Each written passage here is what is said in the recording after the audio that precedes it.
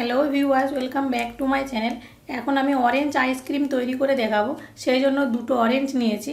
প্রথমে আমি অরেঞ্জটা কেটে অরেঞ্জ থেকে অরেঞ্জের জুসটা বের করে নেব।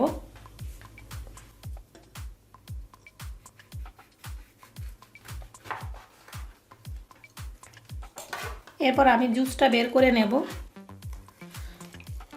আপনারা জুসারের মধ্যেও জুসটা বের করে নিতে পারেন।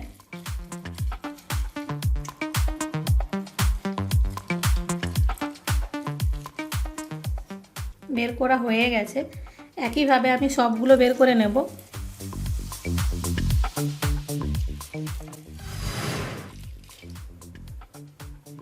সবগুলো জুস বের করা হয়ে গেছে। এখন আমি জুসটা সাইডে রাখবো।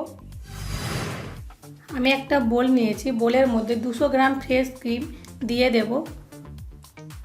ফ্রেশ ক্রিমটা অবশ্যই আধ ঘন্টা ফ্রিজে রেখে ঠান্ডা করে নিতে হবে।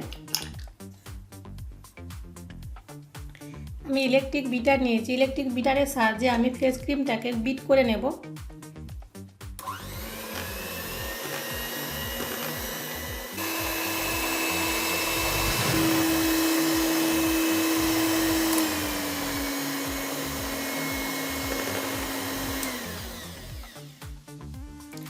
দেখুন ক্রিমটা অনেকটাই গাঢ় হয়ে গেছে। এরপর আমি যে অরেঞ্জ জুসটা তৈরি করে রেখেছিলাম দিয়ে দেব।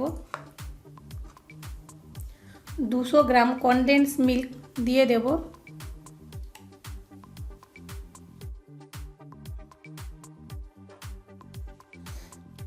আবার আমি 2 থেকে 3 মিনিট বিট করে নেব।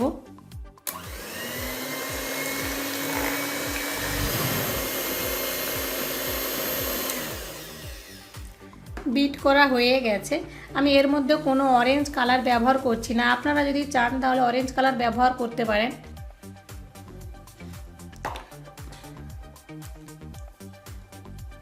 আমি একটা এয়ারটাইট কন্টেনার নিয়েছি। কন্টেনারের মধ্যে আমি ক্রিমটা দিয়ে দেব।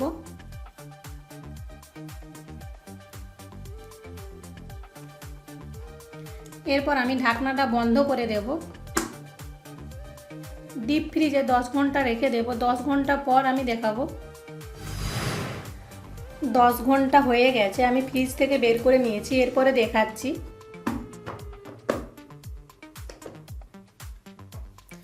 দেখুন কত সুন্দর জমে গেছে। একটা আইসক্রিম কুপার নিয়েছি। এবার আমি তুলে দেখাবো।